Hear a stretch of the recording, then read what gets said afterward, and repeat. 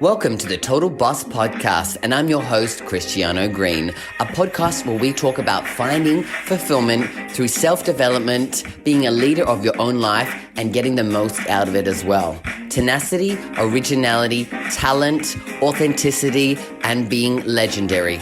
It's all about living your best life.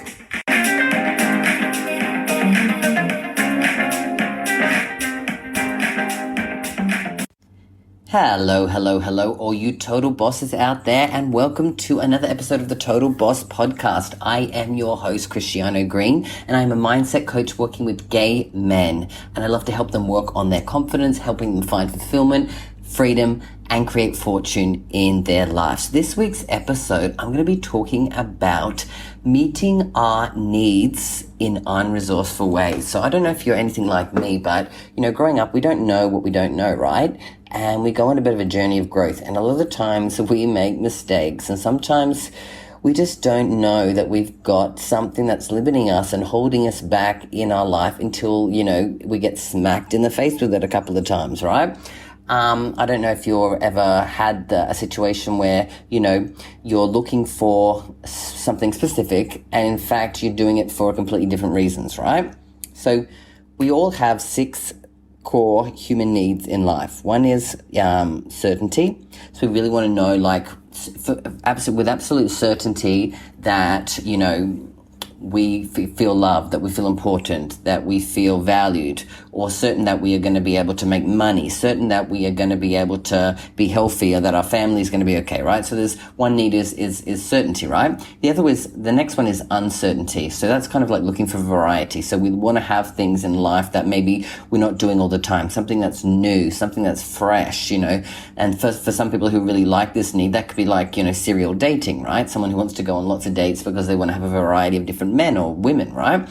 The next one could be the need for significance. So this is the one where we're trying to feel valued, trying to feel important, trying to feel seen, trying to feel heard, trying to feel like we do something that matters, right? So feeling significant. And then the next one is love and connection. So obviously we want to feel like we can connect to other people, whether that's our family, our friends, our community, people at work, the clients that we have. Connection's big on value and need, right? And obviously when you get connection, really at the deep root of that, it's love, right? You want to feel loved and love other people as well. Then we've got 2 more. One of them is growth. So this is the need for us to continue to grow, to improve our life, to get better, to do better, to have more, right? And just to overall really make more of an impact. And then finally, it's contribution, which is really about giving back to, yourself, giving back to your community, giving back to your family, your friends, doing bigger things that can make a bigger difference to other people's lives. So these are the 6 kind of core human needs that we have. And as I'm saying them to you, I'm sure you can think about how, you may be, meeting these needs in your life, and some of them could be super resourceful, or some of them could be super unresourceful, right? And I know myself in the past, because growing up gay and feeling that I wasn't worthy and that I wasn't loved, because I got bullied severely. I got bullied a lot in school almost every single day. And that really played a toll on my self-worth, right? So I had this unresourceful need for significance, meaning I was trying to move away from those feelings of pain, and I was doing stuff so that people could see me and see me as important and value me, when in fact, the real truth of it is, if I was looking for true significance, I should be feeling valued by who I am and what I'm doing, other than, trying to get attention from other people. So in the past, I may have done a lot of different things to try to build friendships, because I didn't have any friends, and I was trying to, again, meet my need for significance in an unresourceful way.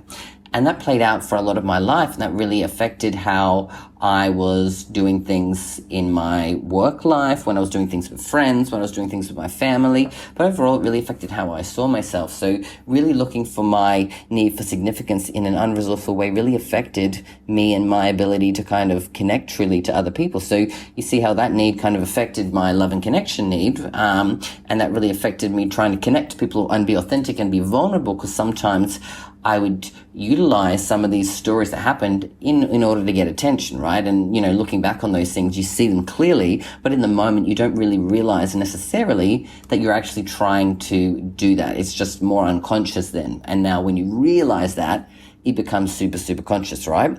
And I did a live on my page earlier this week, and I was talking about how, going on Grindr or sex apps can be an unresourceful way of meeting those needs, right? Because again, if you're looking for, say your need is for significance and you're trying to go online onto, say, Grindr, and you're going on there because maybe you want to feel validated, you want to feel sexy, you want to feel people attracted to you, right? You want to connect to someone, right? You might have a need for love and connection, and it might be that, you're going on there looking for love, and maybe Grindr is more about sex and hooking up, and you're going out there trying to meet people, and you're getting rejected, right? Because obviously, I think most people out here are going to realize what Grindr's like. You can go on Grindr, and, 1 minute you can have someone telling you that you're skinny, you're too skinny. The next person is going to tell you that you're too fat. The next person is going to tell you that you're ugly. The next person could tell you that, you're too white for them. They like, this one here.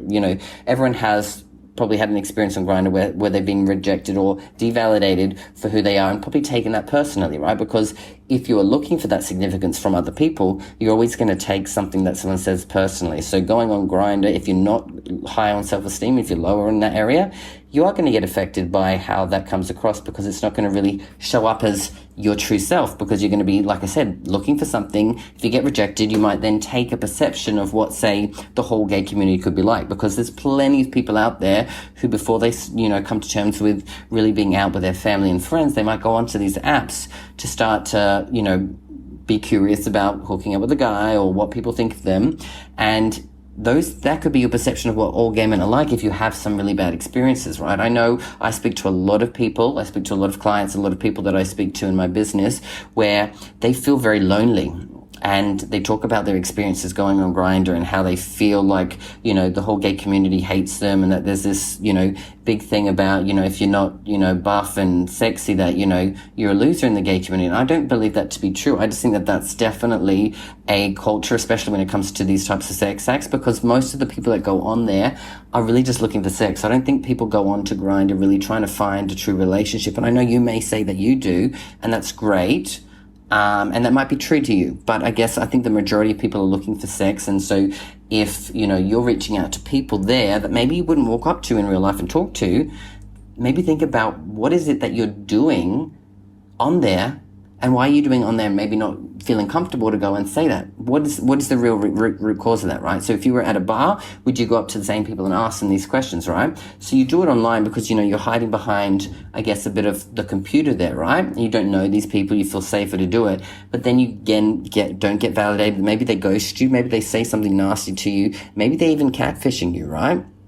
And, maybe they want you to send certain pictures of yourself naked to them, and they utilize those things. So people will do that, right? So not saying that, don't ever go on Grindr, because I think it's a great app for people who are, happy with going on there and fulfilling their needs of sex. And some people do find relationships on there. So I'm not saying that it's not a place for that. I'm just saying that it all depends on the way that you go into something and your actual mindset going into it, and maybe your perception of things before you actually take place. Because I know that from what I say to people, they'll say that, everyone's really nasty to them, they get blocked, they get this, right? And, not everyone has to reply to you. Not everyone has to, want to have a conversation with you. And maybe someone blocking you is not necessarily meaning a bad thing to you, but depending on how you take it, because I know myself in the past, if I've talked to people and they blocked me, when I wasn't feeling good about myself, I would have taken that personally. Or maybe I'm ugly, maybe I'm this, maybe I'm that. Because everything really is the meaning that we give it. So utilizing this app and trying to get yourself some self-esteem or get some need for significance going on there can really hold you back from really, really feeling what it is like to actually build your self-esteem. So if you were just a person who went on there, you had high self-esteem, you had high self-worth, you had high confidence, and you started chatting to people and someone said XYZ to you, you probably wouldn't be taking it so personally, right? You probably wouldn't be worried about it. You go, okay, well, cool, that person doesn't like me. That's fine. That's about them. I'm going to move on and talk to the next person, right? And so you see how there's a bit of a difference when you go onto these things. If you're not in a good place, you might take away a meaning to it that is saying that you're not good enough, that you're not significant, that you're not valued, that you're not seen, you're not heard. you're not attractive, right? But that may not be the case, because again, we all know that everyone has different types, right? Beauty's in the eye of the beholder. And if you're going there looking for XYZ type, or you're just chatting to every single person, you'll find that not everyone's going to be your type, or vice versa. So it's really about looking and going, okay, if I want to find a partner, if I want to go find someone to hook up with, am I a match to that person, right? Is this person going to be attracted to me as a person and me as in the space that I am? So if someone is, going to be super, super buff, right? And we're maybe not in the shape that we want to be, and we're not feeling confident with ourselves, and we go say hello. Maybe that person may not be a match to us. And it's not saying looks is everything, but some people who are probably working out and wanting to be in shape probably find themselves to be attracted to that. Because I often know that, gay men can utilize themselves to be what it is that they want to be attracted to. So basically a lot of people will find things that they want to be similar towards. When I say that, I don't mean they want to look and have sex with just themselves. What I mean, if people are trying to take care of their body, etc., most people want to find someone who's similar minded, who are fit and healthy, because that's kind of out there in the community. And that's not saying that, you're not good enough because you may not have that kind of a body, or that you may not be focused on that, right? But it's just more about saying, are you a match to the people that you're reaching out to? Because that can also affect you in the way that you're doing that. So if you're saying, I always get rejected by guys, and you're always messaging the wrong type of people that maybe aren't a match to you, then you're going to take away meaning that you could take away meaning that might say that you're not attractive, or that people think that you are mean to you because they block you, or they may say something that isn't nice. When someone says something not nice, that's on them. Don't take everything personally that someone ever says to you. So really going around looking for things to meet your need for significance, or love and connection, or even variety, may not be met in a resourceful way if you're doing that online there, right? So think about how you are looking for your own needs and how you're meeting them. Because again, if you're looking to get validated for your needs, you're going to often find that they're very unresourceful, and you're going to find that it'll be sporadic in how you go about doing that, right? So really trying to look at the actual 6 core human needs. Like I said, certainty. What is it that you can be certain about in your life, and what can you create in your life that's going to be a very resourceful way of meeting that certainty, right? Now, you could be saying certainty for me would be meaning that I can make sure that I get up every morning at 6 o'clock and I do a great morning routine before I start my day, because that's going to set me off in a great mindset, right? Now, you can be in control of that, right? Because you know what time you go to bed, you know what time you set your alarm, and you can make sure that you can be available to do that. So you'll be able to meet your need for certainty with routine in a more resourceful way. Whereas if you're looking for certainty from, my friend's calling me every Thursday. If a friend doesn't call you on Thursday, you might feel that your need for certainty isn't met, right? So it's, looking at it and really going, how can I meet my needs more resourcefully? Same with variety, right? If you like things that are, do you like spice of life? Like, what can you put into your life that you can bring? So you might say, look, on a Tuesday, I'm going to go and do something that I don't do every Tuesday. I might go to see a different movie. I might go play a different sport that I like. I might, reach out to a different friend. That could be a way that you can meet needs for variety or uncertainty in more resourceful ways. Same with significance, instead of going again looking for validation from other people, for them to see you, for them to hear you, for them to tell you that you're important, that you're amazing, that you're whatever. How can you feel significant within what you're doing?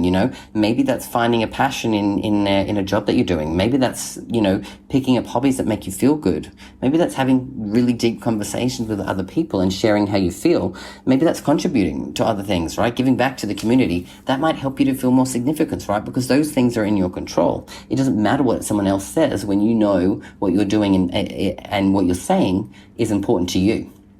And then when you talk about love and connection, it's about, again, like, what are the relationships that you've got in your life? Where are they not working? Where are you trying to find connection or love in unresourceful ways? So if you're looking for love in all the wrong places, you're going to, again, feel like you're not meeting the need resourcefully, right? And it can be really dependent on someone else. But if you have a really great relationship with yourself and you focus on self-love to yourself, then what you'll find is you'll start to see all the relationships around you will start to change. Because when you really, truly have self-love for yourself, you set better boundaries, you really understand and communicate how you feel, and then you are able to, express yourself to the people around you, which builds up better connection to them. So really thinking about what you can do to take control of how you really meet needs in more resourceful ways. And then when it comes to growth, right? really this is important. If you're waiting for someone else to help you do something, or for someone else to help you grow or push you to do this, then that's going to probably allow you to not meet your needs in a resourceful way. But if you're going out there as a go-getter and say, hey, look, I know that I need some help on my mindset. I know that I need some help with this problem that I have. I know that I'm not feeling great. I know that I don't love myself. And I go out and I search for people who I know can be a leader in that area, who can be a coach in that area, who can be a mentor in that area. You're going to start to realize that you'll meet your need for growth in a more resourceful way. And then finally, contribution. Again, giving back. How do you meet that in a way that's going to be resourceful to you? Again, you're not looking for contribution for recognition or significance. You do it because you truly want to do that. So again, that could be, again, finding the job that you truly love and really stepping into it so that you're giving back to other people, right? Like I said, as a coach, I know that I get significance and contribution from really giving back to the community and trying to build a better, atmosphere within the whole gay community. That's one of my bigger missions, is to really change how equality comes, especially for gay people, so that we get treated the way that we want to be treated, not how other people think we should be when it comes to equality, right? So that's one of my bigger missions. So I feel like I'm feeling that is a resourceful way, because I'm focused on what I can do, not what it's going to mean and what someone else is going to say to me, right, about it, right? Because along the way you'll have good and bad comments, right? But again, it could be about, if I want to, give some of my time to people, whether that's friends, whether that's family, that's volunteering at an organization, or it could be that you just want to donate more money to charity. But then think about what it is that you're doing that's more resourceful, so you can meet your needs in actually resourceful ways. So this is just some really cool ways that you can think about for yourself as a gay man, how you can be more resourceful and do that in, like I said, in a resourceful way to meet your needs, because we don't want to be looking for them in unresourceful ways, because they play out in really negative ways and we really affect how we see ourselves and really, affect our self-esteem as well. So have a think about that. I'd love to leave you with a couple of questions. Where are you, what are your core needs? Because most people out of those 6 will have 1 or 2 that are really important to them. For me, it is significance and growth. And then probably after that, it's love and connection, right? Those are probably 1, 2, and 3. For me, how am I meeting those in resourceful ways? Again, it's about really doing things that I love, following my path, giving my passion, giving back to my community, truly connecting to people on a deeper level, and doing my best to contribute to, again, the people around me, my clients, and then the wider gay community as well. So I trust it's been valuable for you today. I'd love to hear from you about how maybe you're meeting your needs in some unresourceful ways, and maybe what you might want to do about shifting it around so that you can actually start to meet them in more resourceful ways. All right, guys, I'm going to leave it there. Thank you so much for listening today. I'll be back next week. Always remember, you can leave me comments. You can reach out to me on Facebook or on Instagram or LinkedIn as well. I love having conversations with you there. And I'll leave you with, always remember that you have got this, and I have got you. Take care. Bye.